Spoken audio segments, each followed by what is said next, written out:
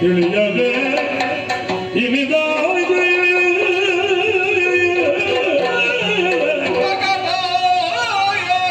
ಮಾಡಲೆ ನಿನ್ನ ಚುಂಬನೆ ಗುಡೆ ಆಡಿ ಬಂದಿಗೆ ಇವನು ಬದ್ಧ ಆದರು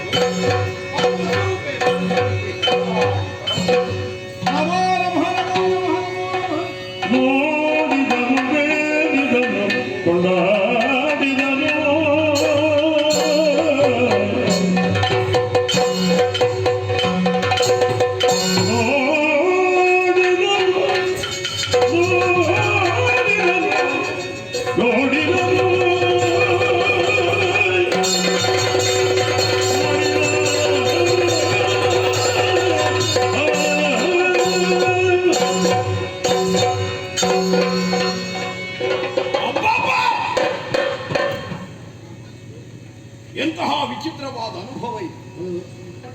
ಕದಂಬವನವನ್ನು ಬಂದು ಸೇರಿದೆ. ಶೋಣಿತಾ ನಗರದಿಂದ ಒಡೆಯನ ಅಪ್ಪಣೆಯನ್ನು ಕೈಗೊಂಡು ಹೊರಡುವ ಕಾಲಕ್ಕೆ ಕೋಟಿ ಕೋಟಿ ಸಂಖ್ಯೆಯ ರಾಕ್ಷಸ ವೀರರು ಯುದ್ಧೋತ್ಸಾಹದಿಂದ ನನ್ನನ್ನು ಅನುಸರಿಸಿಕೊಂಡು ಕದಂಬವನ ತನಕ ಬಂದವು.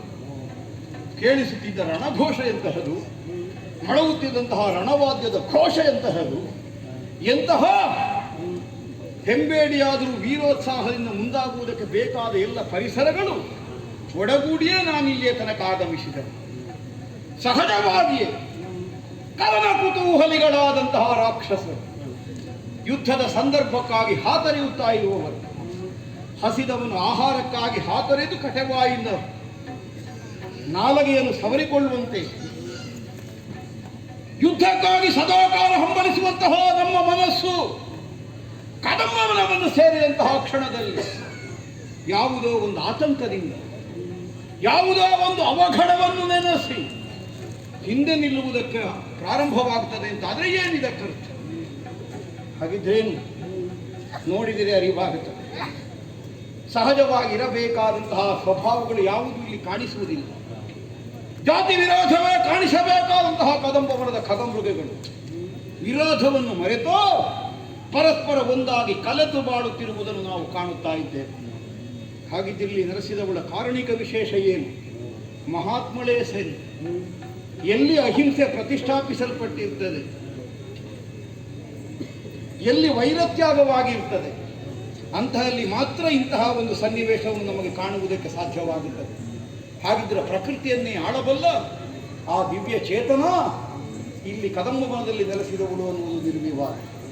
ಆದರೂ ಕಣ್ಣಾರೆ ಕಂಡರೂ ಪರಾಂಬರಿಸಿ ನೋಡಿ, ಈ ವಾಕ್ಯಕ್ಕೊಂದು ಮೌಲ್ಯವಿದೆ. ಬಂದವಳು ಯಾರು ಏನು?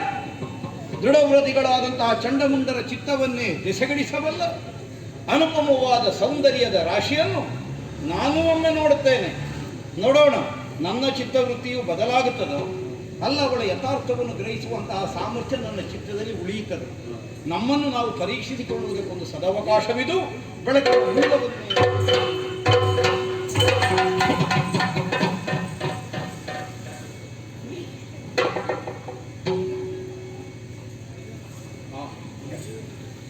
ಏನು ದಿವ್ಯಮಂಗಲವಾದಂತಹ ಸ್ವರೂಪ ಇದೆ. ಶಿವೆ ಗಾಢ ಕುಳಿತಿದ್ದಾರೆ. ಅವಳಿಗಲ್ಲದೆ ಮತ್ತಾರಿ 4 ದಿವಸಕ್ಕೆ 14 ಲೋಕದ ಒಡೆತನವನ್ನು ಹೊಂದಿದ ನಾವು ಗರ್ವದಿಂದ ಬೀಗುತ್ತೇವಂತೆ. ಸದಾ ಸರ್ವದ 14 ಲೋಕಗಳನ್ನು ತನ್ನ ನಿಯಂತ್ರಣದಲ್ಲಿರಿಸಿಕೊಂಡು ನಿರ್ದೇಶಿಸಿ ಮುನ್ನಡೆಸಬಲ್ಲ, ಇಚ್ಛಾ ಮಾತ್ರದಿಂದ ಪ್ರಪಂಚ ಸರ್ವಸ್ವದ ಆಗುಹೋಗುಗಳನ್ನು ನಿರ್ದೇಶಿಸಬಲ್ಲ ಸಾಮರ್ಥ್ಯವುಳ್ಳ ಈಕೆಗೆ ಗಾಢ ವೈಭವವಲ್ಲದೆ ಮತ್ಯಾರಿಗಿರುವುದಕ್ಕೆ ಸಾಧ್ಯ? ಶಿವನೇ, ಏನು ಮಾಡೋಣ? ಬಂದವಳು ಜಗಜ್ಜನನಿ ಅನ್ನುವುದು ಅಂತರಂಗ ಕರಿವಾದರು ಬಹಿರಂಗದಲ್ಲಿ ವ್ಯವಹರಿಸುವುದಕ್ಕೆ ತಾಯ್ತನದ ನೆಲೆಯನ್ನು ಕಂಡುಕೊಂಡು ಮುಂದಾಗುವುದಕ್ಕೆ ಅವಕಾಶ ಇಲ್ಲದೆ ಇದ್ದಂತಹ ಒಂದು ಸ್ಥಿತಿ ನಮ್ಮದ್ದಾಗಿ ಹೋಗಿದೆ. ಯಾಕೆ? ಬಂದವಳು ಯಾರು ಅನ್ನುವುದನ್ನು ಅರ್ಥ ಮಾಡಿಕೊಳ್ಳಲು ಅಸಮರ್ಥನಿದ್ದಾನೆ ಶುಂಭ ಅನ್ನುವುದಕ್ಕಾಗಿ ನಾವು ಭಾವಿಸಬೇಕಾದದ್ದಿಲ್ಲ.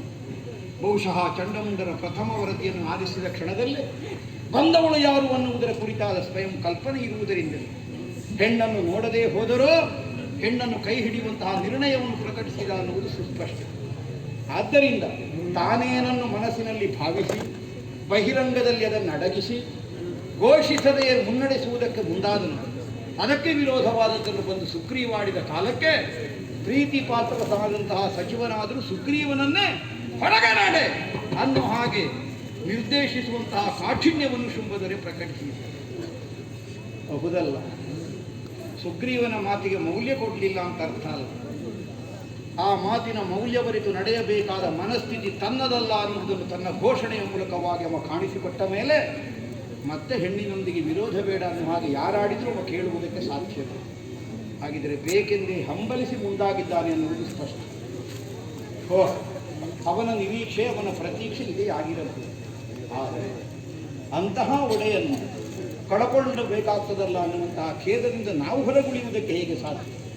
ನಮಗೆ ಬೇಕಾದಂತಹ ಭವಿಷ್ಯವನ್ನು ರೂಪಿಸಿ, ಬೇಕಾದಂತಹ ಭದ್ರತೆಯನ್ನು ಒದಗಿಸಿ, ನಮಗೆ ಬೇಕಾದಂತಹ ಅನುಕೂಲಗಳನ್ನು ಕಲ್ಪಿಸಿ ಈ ತನಕ ದೈತ್ಯನಾಯಕನಾಗಿ ವಿಜೃಂಭಿಸಿದಂತಹ ಶುಂಭದರೆಯ ಆಯುಷ್ಯ ಮುಗಿಯುವುದನ್ನು ಪ್ರತೀಕ್ಷಿಸುವುದಕ್ಕೆ ನಮಗೆ ಸಾಮರ್ಥ್ಯ ಇದೆ. ಏನೇ ಆಗಲಿ ಒಡೆಯನ ಇಷ್ಟ ಕೈಗೂಡಿಸಿಕೊಳ್ಳುವುದಕ್ಕೆ ಸಾಧ್ಯವೋ ಪ್ರಯತ್ನಿಸಬೇಕಾದದ್ದು ನನಗೆ ಆದ್ಯ ಕರ್ತವ್ಯ. ಆಗುವುದಾದರೆ ಆಗುತ್ತದೆ, ಅಲ್ಲದೇ ಇದ್ದರೆ ಪ್ರಾಣ ಹೋಗುವುದಾದರೆ ಹೋಗುತ್ತದೆ. ಮುನ್ನಡೆಯೋಣ.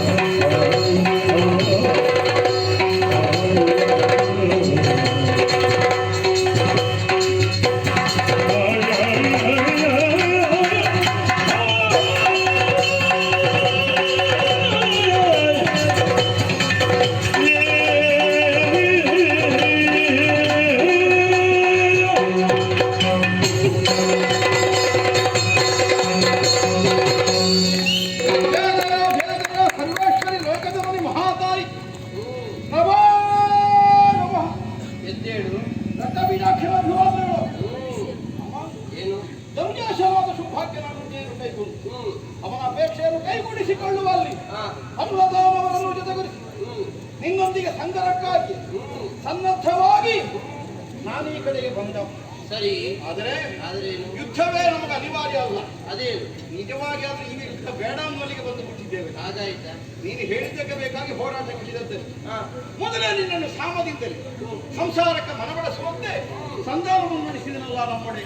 ಸಂಧಾನ ವಿಫಲ ಆಯ್ತಲ್ಲ. ಇದಕ್ಕಿಂತ ಮೊದಲು ಯಾರಲ್ಲಿಯೂ ಸಂಧಾನ ಮಾಡಿ ಅವನು ಅಪೇಕ್ಷಿಸಲೇ ಇಲ್ಲ.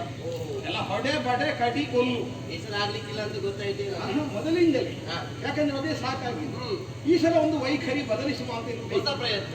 ಆದ್ರೆ ನೀನು ನಮ್ಮ ಹಳೇ ಜಾಯಮಾನವನ್ನೇ ಮತ್ತೆ ನಮ್ಮಲ್ಲಿ ಉದ್ದೀಪನಗೊಳಿಸಿ ಬರ್ಲಿ ಹೋರಾಟ ಮಾಡಿ. ಹೌದೌದು ಆಯ್ತಲ್ಲ, ಹಾ. ನಿನಗೂ ಸಮಾಧಾನ ಆಯ್ತು. ಹಣದಲ್ಲಿ ವ್ಯತ್ಯಾಸವೇ ಇಲ್ಲ ಅಂತ ಆಡಿದ್ದು. ಧೂಮ್ ರಾಕ್ಷಸ ಚಂಡಮುಂಡರು ಹೋದ್ರು. ಕೋಟಿ ಕೋಟಿ ಸಂಖ್ಯೆ ದಾನವರಿಗೆ ಮರಣ ಬಂತು. ನಿನ್ನ ವಿಕ್ರಮ ಏನು ಅನ್ನೋದು ಪ್ರಪಂಚಕ್ಕೆ ಗೊತ್ತಾಯಿತು. ಆಗಲಿ, ಹಾ. ಈಗ ನಮಗೂ ಒಂದು ಸಮಾಧಾನ. ಏನು ಏನು ಬಲ ಇಲ್ಲದೆ ಇದ್ದವಳನ್ನು ಹಾ. ನಮ್ಮೊಡೆಯ ಬಯಸಿದ್ದಳು. ಹಾ. ನಮ್ಮೊಡೆಯನ ಬಲಕ್ಕೆ ಸರಿತುಲ್ಯವಾದಂತಹ ಸಾಮರ್ಥ್ಯವನ್ನು ನೀನು ಹೊಂದಿದ್ದೀಯ ಅನ್ನುವುದು ನಿರ್ಣಯ. ಆದ್ದರಿಂದ ಸಮಾನ ಸ್ಕಂದರಲ್ಲಿ ಸಂಬಂಧ ಅನ್ನುವುದು ಊರ್ಜಿತ ಸತ್ವವಾಗಿ ಉಳಿಯಿತು. ಅರ್ಹತೆ ಇಬ್ಬರಿಗೂ ಉಂಟು. ಆದ್ದರಿಂದ ಇನ್ನು ಹಠ ಬೇಡ. ತಂದಿರುವ ಹೊಂದಣವಲ್ಲಿ ಹೆಗಲಿಗೆ ಸೋರಿತರ ಮನೆಗೆ ನಾನೇ ಕರೆದೊಯ್ದು ನಿನ್ನ ವಿವಾಹವನ್ನು ಒಡೆಯನೊಂದಿಗೆ ನಡೆಸಿ ತಾವೆಲ್ಲರ ಅನವರತ ನಿನ್ನ ಭೃತ್ಯರಾಗಿ ನಿನ್ನ ಸೇವಾ ಕೈಂಕರ್ಯದಿಂದ ಜೀವನದ ಸಾರ್ಥಕ್ಯವನ್ನು ಹೊಂದಬೇಕು ಅನ್ನುವ ನಿರ್ಣಯಕ್ಕೆ ಬದ್ಧರಾಗಿಯೇ ಬಾಗುತ್ತಾ ಇದ್ದೇನೆ. ಬರಬೇಕಮ್ಮ, ಬರಬೇಕು. ಅಲಂಕಾರಿಕವಾದ ಮಾತುಗಳಿಂದ ನಿನ್ನ ಒಡೆಯನನ್ನ ಬಂಧಿಸುವ ಮೂಲಕ ನನ್ನನ್ನು ಬಂಧಿಸುವುದಕ್ಕೆ ನೀನು ಮುಂದಾಗುತ್ತಿಲ್ಲ. ದೂರದಲ್ಲಿರುವ ಪಾಠಕರ ಜಯಘೋಷ ಕಿವಿಗಳಿಗೆ ಕೇಳಿಸ್ತದೆ. ಅಲಿರಕ್ತ ಬೀದನಿಗೆ ಜಯವಾಗಿದೆ. ಅವರು ಹೇಳ್ತಾನೆ ಇದ್ದಾರೆ ಕಲಿ ಕಲಿ ಅಂತ. ಅಲ್ಲ ಅದೌದು, ಕಲಿಯುವುದಕ್ಕೆ ಮುಗಿಯುವಂತೆ ಇಲ್ಲ ಎಲ್ಲರೂ ಇದ್ದಂತೆ. ಅಲ್ಲ, ಅವರು ವಿಕ್ರಮ ವಿಕ್ರಮ ಅಂತ ಹೇಳುವುದು. ಹೌದಾ? ಅಸಾಧ್ಯವಾದವನ್ನು ಸಾಧಿಸಬಹುದಾದ ವರ್ಚಸ್ಸಿಗೆ ಪ್ರಪಂಚದಲ್ಲಿ ಕಲಿತನ ಅಂತ ಹೆಸರು. ನಿನ್ನ ನಡೆ, ನಿನ್ನ ನುಡಿ ಎಲ್ಲವೂ ಇತರ ದಾನವರಿಗಿಂತ ಭಿನ್ನ ಅನ್ನುವುದನ್ನು ನಾನು ಸ್ಪಷ್ಟವಾಗಿ ಅರ್ಥ ಮಾಡಿ ಒಬ್ಬರದ್ದು ಒಂದೊಂದು ಸ್ವಭಾವ ನಮ್ಮಲ್ಲಿ ಬಂದು ನೋಡ್ಬೇಕು ನೀವು. ಆರು ನಿನ್ನ ಜ್ಞಾನಿಗಳು ಇರುವಾಗಲೂ ನಿನ್ನೊಡೆಯ ಶುಂಭನೊಂದು ಕಿತ್ತಲಿಕ್ಕಾಗಲಿಲ್ಲ ನಿಮಗೆ. ನಮ್ಮಂತವರೇ ಅವನ ಕೈ ಕೆಳಗೆ ಇದ್ದಾರೆ ಅಂತಾದ್ರೆ ಅವನದ್ದೆಷ್ಟು ನೀನೇ ಲೆಕ್ಕ ಹಾಕು. ಅದನ್ನೇ ಲೆಕ್ಕ ಹಾಕುದು ನಾನು. ಬಂದವರನ್ನೆಲ್ಲ ಎಣಿಸ್ತಾ ಹೋದೆ. ಕೋಟಿ ಕೋಟಿ ಸಂಖ್ಯೆಯಲ್ಲಿ ಅಸುರ ವೀರರೆಲ್ಲ ಕಳೆಯಬಹುದು. ಶೋಣಿತಾಪುರ ಬರಿದಾಗಿರಬಹುದು. ಆದ್ರೂ ಹಠ ಬಿಡುವುದಿಲ್ಲ. ಮತ್ತೆ ಹೊಂದಬೇಕೆನ್ನುವಂತಹ ಚಪಲತೆ ನನ್ನನ್ನು ನೋಡ್ಲಿಲ್ಲ. ಕೇವಲ ಗಂಟುಗಳಿಗೆಳಾದ ಚಂದ ವಿಕ್ರಮರು ಆಡಿದ ಮಾತಿಗೆ ಮರುಳಾಗಿ ಹೊಂದಬೇಕೆನ್ನುವ ಅಪೇಕ್ಷೆಯನ್ನು ಸಾಧಿಸುವುದಕ್ಕೆ ಬೇಕಾಗಿ ತನ್ನವರನ್ನೆಲ್ಲ ಕಳೆದುಕೊಂಡ ನಿನ್ನೊಡೆಯ ಶುಂಭನೊಬ್ಬ ಮೂರ್ಖ ಮಗಳವರನ್ನು ಹೇಳಿ